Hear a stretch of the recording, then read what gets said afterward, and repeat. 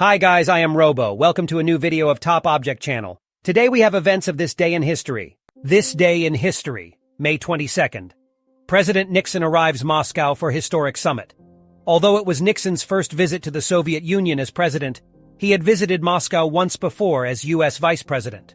Nixon made frequent official trips abroad, including a 1959 trip to Moscow to tour the Soviet capital, and to attend the U.S. Trade and Cultural Fair in Sokolniki Park.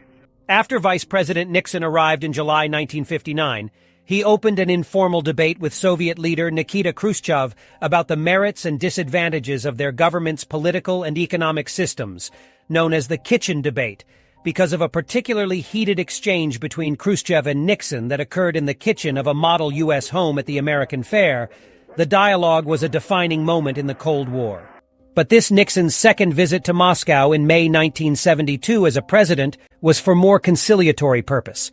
And during a week of summit meetings with Soviet leader Leonid Brezhnev and other Soviet officials, the United States and the USSR reached a number of agreements, including one that laid the groundwork for a joint spaceflight in 1975. And on May 26th, Nixon and Brezhnev signed the Strategic Arms Limitation Treaty, which was the most significant of the agreements reached during the summit. The treaty limited the United States and the USSR to 200 anti-ballistic missiles each, which were to be divided between two defensive systems. The second event is President George Washington's devoted widow and the nation's First Lady, Martha Dandridge Custis Washington, dies at her Mount Vernon home on May 22, 1802, with age of 70. Martha Washington was born in the American colonies as a British subject, 1731. The young 19-year-old married her first husband, who is a prosperous 39-year-old Virginia planter named Daniel Parke Custis, in 1750. The couple resided in a mansion called the White House. And after Custis died in 1757, Martha ran the plantation, aided by her innate business sense. 2 years later, Martha met George Washington. At the time when George was a colonel in the British Army, a veteran of the French and Indian War, and a member of the Virginia House of Burgesses, they two were married in 1759.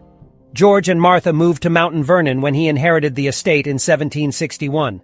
Although the couple had no children of their own, George adopted Martha's children as his own. Before the American Revolution began in 1776, Martha helped to run two households with an enormous staff of slaves and servants. And during the war, while George led the Continental Army, she frequently followed him to military encampments to take care of him and urged the local women to help feed, clothe, and tend to the soldiers. In 1789, George was elected the first president of the United States.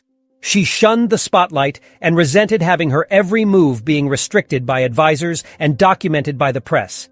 And because of forbidding from dining in private homes with friends, the Washingtons held regular formal dinner parties and receptions at the presidential mansions, first in New York and then in Philadelphia. And she was looking forward to returning to Mount Vernon upon George's retirement. At that time, the term First Lady was not in popular use, but Martha was referred to affectionately as Lady Washington. Friends and acquaintances observed that George and Martha were very close also.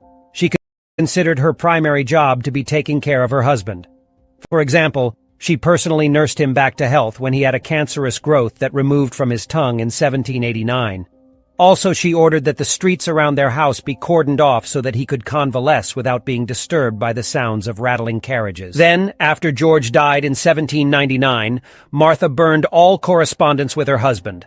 Martha graciously gave up a private burial place for her husband and gave John Adams permission to entomb him in Washington at the U.S. Capitol building, but he was never interred there, and lies buried at his beloved Mount Vernon. Martha lived the rest of her days at Mount Vernon and was also buried there in May 22, 1802.